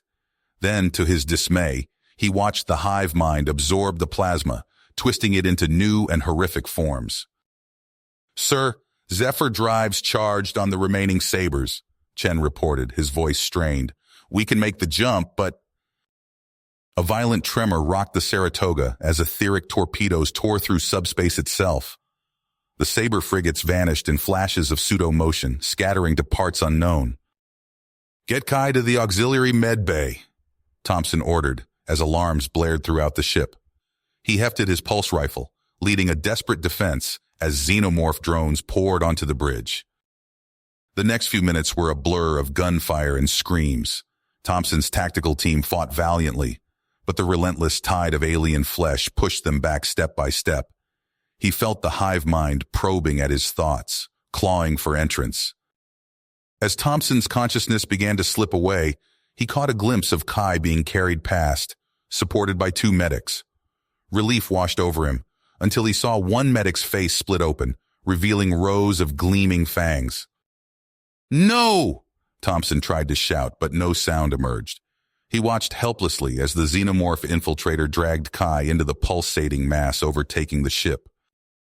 With the last of his strength, Thompson keyed in the override codes for the Saratoga's self-destruct sequence. As darkness claimed him, he prayed it would be enough to stop the hive mind's relentless advance. Thompson's fists clenched as the encrypted signal flickered on the monitor. The grainy footage showed Kai's small form disappearing into a pulsating mass of alien tissue. Bile rose in his throat as he watched the boy's limbs twitch and contort, alien growths already sprouting from his pale skin. "Get me a direct line to that thing," Thompson growled, his voice raw with barely contained fury. Lieutenant Chen worked frantically at his console, sweat beading on his brow. "Sir, I've established a quantum-entangled link to the hive mind's neural nexus." Thompson squared his shoulders and faced the screen. "This is General Thompson of the Earth Defense Force. Return the human child Kai to us immediately, or face the full might of our arsenal. Silence stretched for agonizing seconds. Then, without warning, a massive orifice erupted from the xenomorph biomass. Fleshy lips peeled back, revealing row upon row of gnashing teeth. A psychic scream tore through the comm channels, its otherworldly frequencies shredding human minds smoothly. All around Thompson, crew members collapsed. Blood trickled from their ears as their eyes rolled back in their heads. Chen slumped over his console, twitching violently. "Seal the bridge!" Thompson roared, fighting against the alien presence clawing at his thoughts. He stumbled to the weapons station, hands shaking as he input the firing codes for the orbital railguns. The ship shuddered as massive electromagnetic coils discharged. Lances of hyper-accelerated metal streaked across space, slamming into the writhing xenomorph mass. Thompson watched in horror as the impacts tore away chunks of alien flesh, revealing glimpses of Kai's mutilated form fused with the biomass. "God forgive me," Thompson whispered, tears streaming down his face. He keyed in the override codes, initiating a full-scale bombardment. Fighters screamed past the viewports, their engines leaving trails of blue fire as they unleashed salvos of cyclonic warheads. Capital ships opened fire with their main guns, anti-matter beams carving molten furrows through the alien horde. The Xenoswarm's retaliation was swift and merciless. Tendrils of corrosive bioplasma lashed out, engulfing entire squadrons. Thompson watched in mute horror as the alien matter consumed hull plating and human flesh alike, leaving nothing but floating debris in its wake. On nearby moons and asteroid outposts, swarms of chittering parasites descended. Their elongated proboscises sought out helpless colonists, burrowing into skulls and spinal cords. Within minutes, the outposts fell silent, their inhabitants cocooned for processing into more xenomorph biomass. Thompson's fingers flew across the tactical display, desperately trying to coordinate what remained of his shattered fleet. A cold dread settled in his gut as he realized the full scope of their losses. "Chen," he barked, turning to his communications officer, "get me a priority channel to Galactic High Command. Now!" Chen's fingers trembled as he worked the controls. "Channel open, sir." Thompson took a deep breath, steeling himself for what came next. "This is General Thompson, authorization code Omega-7 Delta. We are enacting Cerberus Protocol. I repeat, Cerberus Protocol is now in effect." He paused, letting the weight of his words sink in. "If reinforcements do not arrive within 48 hours, we will detonate all remaining antimatter warheads and destabilize the system's artificial singularity. The resulting dark matter shear wave will obliterate the entire Allurian sector." Thompson's voice cracked as he continued. "I take full responsibility for this action, but after what they've done, after what they did to Kai, we cannot allow the xenomorphs to spread further." As he awaited the Council's response, Thompson turned his attention to the tactical display. "Set course for Thicus Prime. We'll make our stand there, with whatever resistance forces remain." The battered remnants of the human fleet limped towards the distant planet. As they approached, long-range scans revealed a startling development. Within the sprawling hive complex on the surface, pockets of xenomorph biomass were turning against each other, ripping and tearing in a frenzy of alien flesh. "Sir," Chen called out, his voice tinged with disbelief, "I'm detecting signs of discord within the hive mind. It seems the xenoswarms are fighting each other." Thompson's eyes narrowed as he studied the readings. For the first time in what felt like an eternity, a glimmer of hope sparked in his chest. "Prepare landing parties," he ordered. "We're going in." General Thompson stood at the command center viewport, his eyes fixed on the expanding field of debris that was once Thicus Prime. The shattered remnants of the planet drifted silently in the void, a grim testament to the desperate measures taken to halt the xenoswarm's advance. "Status report!" Thompson barked, his voice hoarse from hours of issuing orders. Lieutenant Chen's fingers flew across his console. "Sir, long-range sensors are tracking multiple xenoswarm splinter factions across neighboring systems. They're moving erratically, without the cohesion we've seen before. Thompson nodded, his eyebrows furrowed. And our forces? The Arcturian battle group under Commander Kalar has engaged a hive cluster in the Proxima sector, Chen reported. Human task forces are spread thin, trying to contain breakout attempts in at least 7 different systems. A priority alert flashed on the main screen. Thompson's eyes narrowed as he read the incoming data. Damn it, he muttered. They've reached the Thysian shipyards. The tactical display showed a swarm of xenoform biosignatures converging on the massive industrial complex. Unfinished starship frames and orbital factories hung vulnerable in space, ripe for assimilation by the ravenous alien horde. All available ships form up on the flagship, Thompson ordered. We can't let them take those fabricators. As the remnants of the human fleet moved to intercept, the comms crackled with urgent transmissions. The bridge erupted into a cacophony of voices and alarms. Xenoforms breaching outer defenses. They're consuming the shipyard's power cores. Hull integrity failing on Dry Dock 7. Thompson watched in mounting horror as the chitinous tide swept through the shipyards. Massive tendrils of alien biomass latched onto half-built cruisers, devouring metal and circuitry alike. Within minutes, the proud industrial center was transformed into a nightmarish landscape of pulsating flesh and twisted alloys. Sir, Chen's voice cut through the chaos. We're receiving a priority transmission from Galactic High Command. Thompson's heart raced. Could it be the authorization for Cerberus protocol? He strode to the comm station, steeling himself for what might come next. This is General Thompson, he said, his voice steady despite the turmoil in his gut. Go ahead, High Command. The face that appeared on the screen was not what Thompson expected. Instead of the stern visage of a council member, he found himself looking into the eyes of a haggard coordinator Velez, her usual crisp uniform disheveled and stained. Thompson, Velez's voice cracked with exhaustion. The council. They're gone. Xenoswarm infiltrators breached the Citadel. We barely made it out alive. The weight of her words hit Thompson like a physical blow. He gripped the edge of the console, his knuckles tightening. What are your orders, ma'am? Velez's eyes hardened. You have full autonomy, General.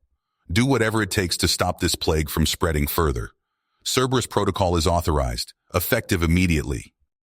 As the transmission cut out, Thompson turned to face his crew. The bridge fell silent, all eyes on their commander. In that moment, the full weight of what lay ahead settled on Thompson's shoulders. You heard the coordinator, he said, his voice low but clear. Prepare for immediate jump to the Allurian Nebula. Alert all remaining Allied forces to converge on our position. As the crew sprang into action, Thompson returned to the viewport. The xenoswarm-infested shipyards loomed before him, a stark reminder of the horrors they faced. With a heavy heart, he gave the order that would seal the fate of yet another star system. Arm the antimatter warheads, he commanded. We'll detonate them as we make the jump. Let's give these bastards one last surprise before we end this, once and for all. The antimatter warheads detonated in a silent flash, consuming the infested shipyards. As the blinding light faded, General Thompson turned away from the viewport, his face etched with lines of exhaustion and grief. He surveyed the bridge crew. Status report, he barked. Lieutenant Chen's fingers danced across his console. Jump successful, sir. We've arrived at the staging area for Operation Severance. Thompson nodded grimly. With no word from the council, he'd been forced to act. He strode to the tactical display, studying the holographic representation of their divided forces. Sergeant Yates, this is General Thompson. You are clear to commence the Axion 7 incursion. Static crackled over the comm before Yates's voice responded. Roger that, sir. Headhunters are prepped and ready. Thompson watched as a small stealth craft detached from one of the frigates, its hull rippling with adaptive camouflage as it approached the grotesque planetoid.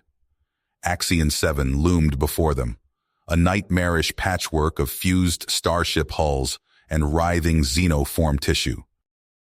The general's attention shifted to another sector of the display. Colonel Vaust, what's your status? Assault teams are in position, sir, Faust reported, his voice tight with tension. We're ready to breach Shrike Station Kappa on your command. Understood. All units, execute Operation Severance. May God have mercy on us all. Thompson's eyes never left the tactical display as the two-pronged offensive unfolded. On Axion 7, sensor readings showed Yates's team burrowing deep into the planetoid's corrupted flesh. Streams of data flowed in, painting a picture of the brutal subterranean battle. In the bowels of Axion 7, Sergeant Yates and his headhunters fought tooth and nail through twisting organic corridors. The sickly sweet stench of xenomorph ichor filled the air as pulse rifles spat superheated plasma. Alien shrieks echoed off the fleshy walls as the Marines pushed forward, their goal tantalizingly close. There, Yates shouted, gesturing toward a pulsating membrane.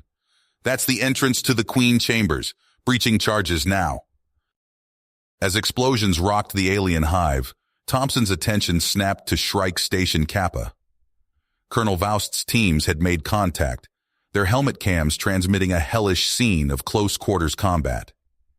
Xenomorphs poured from ventilation shafts and maintenance tunnels, their razor-sharp claws tearing through combat armor. Fall back, Faust's voice crackled over the comm. Fusion reactors are primed. I repeat, reactors are hot. Thompson's fists clenched as he watched the colonel's forces retreat, buying time with the lives of Arcturian shock troopers. A blinding flash filled the tactical display as Shrike Station Kappa tore itself apart in a chain of antimatter detonations. Hours ticked by as Thompson coordinated the complex assault. Sweat beaded on his brow as reports flooded in from both fronts. Finally, Chen's voice cut through the tension. Sir, we're receiving final confirmation. Both objectives achieved. Axion 7's spawning matrices have collapsed, and Shrike Station Kappa is gone. A collective exhale swept through the bridge. Thompson allowed himself a moment of grim satisfaction before refocusing on the task at hand. What about the intelligence gather? General, Chen interrupted, his eyes wide. Long-range sensors just picked up a massive psionic signature. Sir, I think we found it. The hive mind's control nexus. Thompson's pulse quickened as he studied the coordinates. A rogue planetoid drifting in the emptiness of the galactic periphery. Their final target. Alert all remaining ships, he ordered, his voice filled with cold purpose. We make for those coordinates immediately. It's time to end this, once and for all. As the battered fleet engaged their Zephyr drives, Thompson stared into the void ahead. The true test still lay before them, and the fate of humanity hung in the balance. The rogue planetoid loomed before General Thompson's battered fleet, a grotesque mass of twisted metal and alien flesh. Recon drones flitted through the debris field, transmitting horrific images of assimilated starship hulls transformed into xenoform birthing chambers. Thompson's voice crackled over the comm. All ships power up cyclonic plasma drills. Prepare for final assault. On the bridge of the Arcturian cruiser Star Spear, Commander Kalar addressed his assembled warriors. The tall, gray-skinned aliens stood at attention, their exoskeletons gleaming under the harsh lights. Brothers, Kalar rasped, we face our greatest challenge. The hive mind awaits below. We will not falter. A chorus of clicks and whistles answered him as the spin-alongs readied their weapons. Thompson's voice cut through the battle chatter. Fighter wings, commence parabolic blockade runs. Dropships, prepare for atmospheric breach. The void erupted in fire as fighters strafed the debris field. Explosions rippled across the planetoid's surface, vaporizing chunks of alien matter. Armored dropships plunged through the maelstrom, their hulls screeching under the assault of xenoform parasites. Inside the lead dropship, Sergeant Yates gripped his pulse rifle. Headhunters, gear check! His Marines responded in unison, the familiar ritual steadying their nerves. The dropship bucked and shuddered as it pierced the roiling atmosphere. With a bone-jarring impact, they hit the surface. Yates slammed the release, and the headhunters poured out into a nightmarish landscape of ossified crust and pulsating organic structures. Move! Yates bellowed, leading his team towards a fissure in the planetoid's surface. They deployed sonic drills, carving a path through miles of compressed xenomatter. The tunnel walls oozed a foul-smelling ichor as they pressed deeper. Chittering echoed from the darkness ahead. Private Cooper's scream cut off abruptly as a xenomorph drone burst from a side passage, its inner jaw punching through his faceplate. Yates didn't hesitate. His pulse rifle spat superheated plasma, reducing the creature to smoldering chunks. "Keep moving," he ordered, stepping over Cooper's body. After what felt like hours of brutal close-quarters combat, they breached a vast cavern. Rows of pulsating xenoembryos stretched as far as the eye could see, each encased in an armored sac. At the chamber's heart stood a structure that defied comprehension, a towering spire of bone and metal, twisting in impossible angles. Waves of psionic force emanated from its core, making Yates's teeth ache.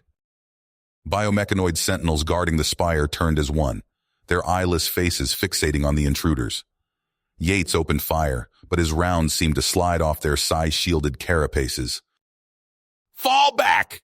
he shouted as the sentinels advanced. "Warheads now!" Private Reeves fumbled with the disruptor virus payload, priming it with shaking hands. He hurled it towards the spire's base just as a sentinel's claws tore through his chest. The warhead detonated in a blinding flash. For a moment, Yates dared to hope. Then, to his horror, he watched as the mutagenic payload twisted in on itself, rebounding in screaming helices of fractured biomatter and hard radiation. Above ground, Colonel Voust's voice crackled over the comm. "Landing zone secure. Kalar, you're clear for deployment." The Arcturian spinalongs hit the surface in waves, their crystalline armor glinting in the harsh light. Their victory was short-lived as massive xenomorph leviathans materialized from the orbiting debris field, raining down bioplasma. Antimatter warheads streaked toward the titanic creatures. Each detonation only seemed to splinter them into countless shards that swiftly regenerated into even larger monstrosities. Aboard the flagship Seraphim, Commander Venerox watched in mounting despair as his forces were overwhelmed. A blinding flash filled the view screen as a bioplasma bolt struck home, vaporizing half the ship's hull. "All hands brace for impact!" Venerox roared as the Seraphim spiraled towards the planetoid's surface. In the subterranean cavern, Yates and his surviving headhunters stared in disbelief as the spire began to change. Vast psychic tentacles erupted from its surface, reshaping the cavern into a sprawling nexus of alien power. The spire's form shifted, taking on a vaguely humanoid shape around a cyclopean central axis. Yates watched in horror as human and Arcturian alike were snatched from the ground, their bodies grotesquely reconfigured and absorbed into the expanding megastructure. "Fall back!" Yates screamed, but it was too late. A psychic tendril lashed out, enveloping Private Hernandez. Her body contorted, flesh and bone fusing with alien matter as she was drawn into the spire's mass. Aboard the plummeting Seraphim, proximity alarms blared. Venerox watched helplessly as automated failsafes engaged, triggering an overload in the ship's warp core. The last thing he saw before the blinding flash was the spire nexus focusing its energies, reaching out to psychically dominate the collapsing warp field. A resonant shockwave of unimaginable power radiated outward from the planetoid. The remaining ships of Thompson's fleet were consumed in an instant, along with the ground forces still fighting on the surface. Across the periphery, Xenohive splinter groups sensed the psionic pulse. As one, they turned towards its source, receiving the gestalt transmission of their reborn hive mind. On countless worlds, the fragmented swarms began to reconstitute. They consumed everything in their path, assimilating biomass at an exponential rate as they formed into vast, unified armadas once more.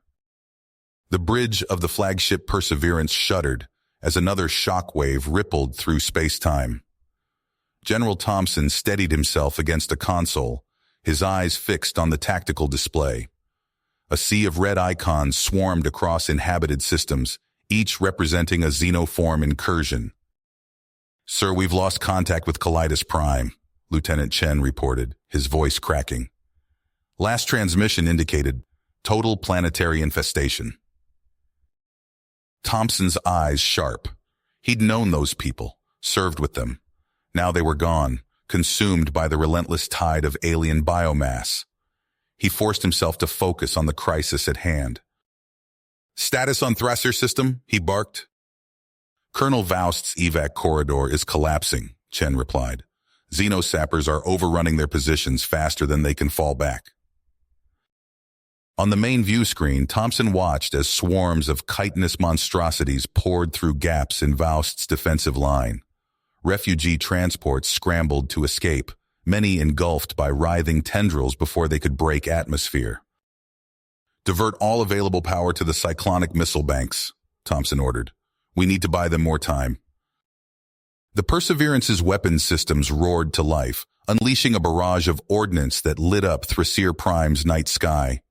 Massive explosions bloomed across the planet's surface, vaporizing xenoform clusters, only for the blast craters to immediately fill with surging alien biomass. "General!" Chen shouted. "New contacts dropping out of slipspace!" Thompson's heart sank as he recognized the sleek black hulls of the Purgatus Armada. Without warning, searing beams of energy lanced from the newly arrived ships, carving molten furrows across Thracer Prime's continents. "What are they doing?" Chen gasped. "There are still millions of civilians down there." Thompson's hands balled into fists. "Contingency Directive 451, he growled. "Total sterilization of infected systems." On Atrica 7, Commander Kalar and his Arcturian warriors fought side by side with the black-armored Purgatus shock troops. Their combined firepower cut through wave after wave of xenomorphs, but for every alien they killed, a dozen more took its place. "Fall back to extraction point Delta," Kalar rasped, his exoskeleton splattered with caustic ichor. "We cannot hold this position." As they retreated, Kalar watched in horror as Purgatus gunships systematically obliterated city blocks, reducing them to radioactive slag. Human and Arcturian civilians alike were caught in the indiscriminate cleansing. Back on the Perseverance, Thompson received a priority transmission from the Purgatus command ship. The stern face of Inquisitor Vex filled the screen, his cybernetic eye glowing an eerie red. "General Thompson," Vex intoned, his voice devoid of emotion. "You are hereby ordered to withdraw all forces from infected systems. The Galactic Council has authorized full implementation of Contingency Directive 451. Thompson leaned forward, barely containing his rage. "You're condemning billions to death.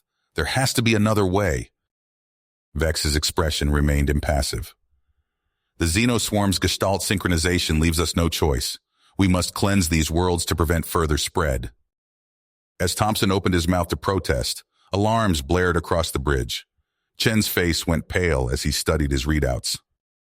"Sir," he said, his voice barely above a whisper, "we're detecting xenoform signatures in the slipstream conduits. They're heading for the core worlds." Thompson's blood ran cold. If the xenoswarm reached the heavily populated systems at the heart of human and Arcturian civilization, there would be no stopping them. He turned back to the view screen, where Inquisitor Vex awaited his response. "What's your plan for containing the core world breach?" Thompson demanded. Vex's cybernetic eye pulsed. "We have none. May whatever gods you believe in have mercy on us all." You have reached the end of the story. If you enjoyed this story and want to support us, please leave a like and subscribe to our channel. And for every comment that says 88, I will heart every single one of them. Thank you for your time.